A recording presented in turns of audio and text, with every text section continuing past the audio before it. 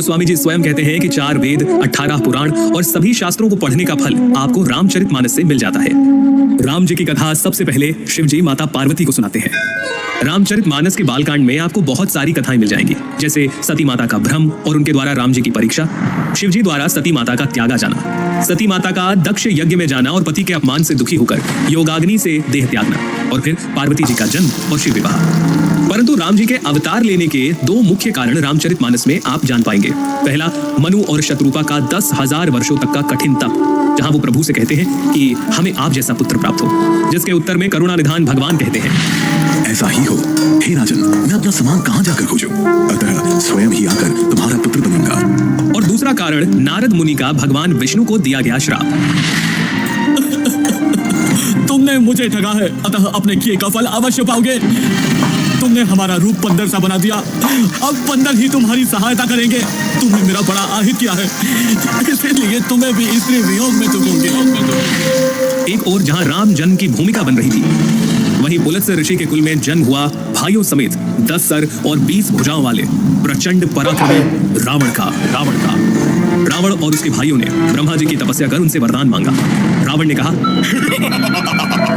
हे जगदीश्वर, वानर और मानव, इन 2 जातियों को छोड़कर हम किसी के मारे ना मरे।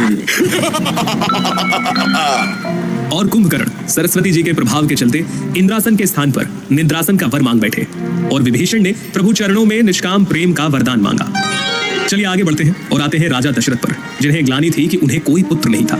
गुरु वशिष्ठ के कहे अनुसार महाराज दशरथ ने ऋषि श्रृंगी को बुलाकर पुत्र कामेष्ठी यज्ञ किया, जहां अग्निदेव स्वयं हाथ में चरु यानी कि खीर लिए प्रकट हुए, और इस खीर के प्रभाव से 3 रानियां यानी माता कौशल्या, माता कैकेयी और माता सुमित्रा गर्भवती हुई, और चैत्र मास के शुक्ल पक्ष की 9वीं तिथि को दोपहर के समय प्रभु श्री राम का प्राकट्य हुआ।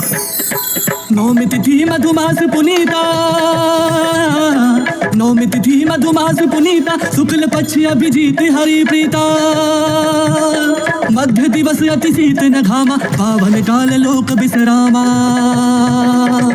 राम सिया राम बोलो, राम सिया राम बोलो, राम सिया राम बोलो राम। इसके आगे क्या क्या हुआ, प्रभु ने क्या क्या लीलाएं की, हम आपको जरूर बताएंगे, लेकिन उसके लिए सुनते रहिए रेडियो सिटी पर सिटी की रामलीला।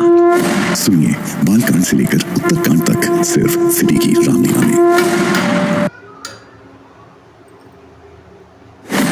रेडियो सिटी की प्रस्तुति सिटी की रामलीला।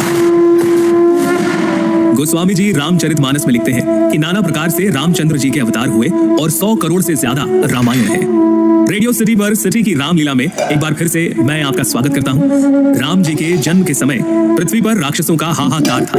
वो हर जगह उपद्रव मचाते और मुनियों का यज्ञ भंग करते थे। इस समय गाधी ऋषि के पुत्र विश्वामित्र को यह विचार आया कि ये भगवान के बिना नहीं मरेंगे, और यही विचार लिए वो पहुंचे महाराज दशरथ के पास।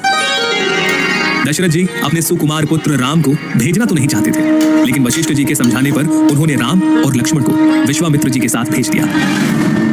विश्वामित्र जी के साथ राम जी ने ताड़का का वध किया, मारीच और सुबाहु को मार भगाया, अहिल्या का उद्धार किया और पहुंचे जनकपुरी में, जहां पूरी नगरी रघुकुल शिरोमणि रामचंद्र को देखने के लिए उत्सुक थी।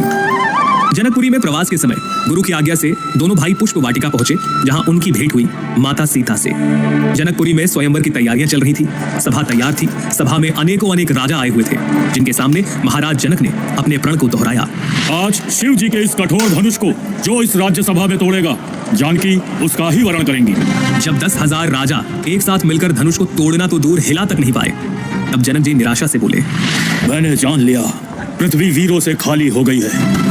जनक जी के इस प्रकार के वचनों से लक्ष्मण जी तमतमा उठे, उनकी भौहें टेढ़ी हो गई।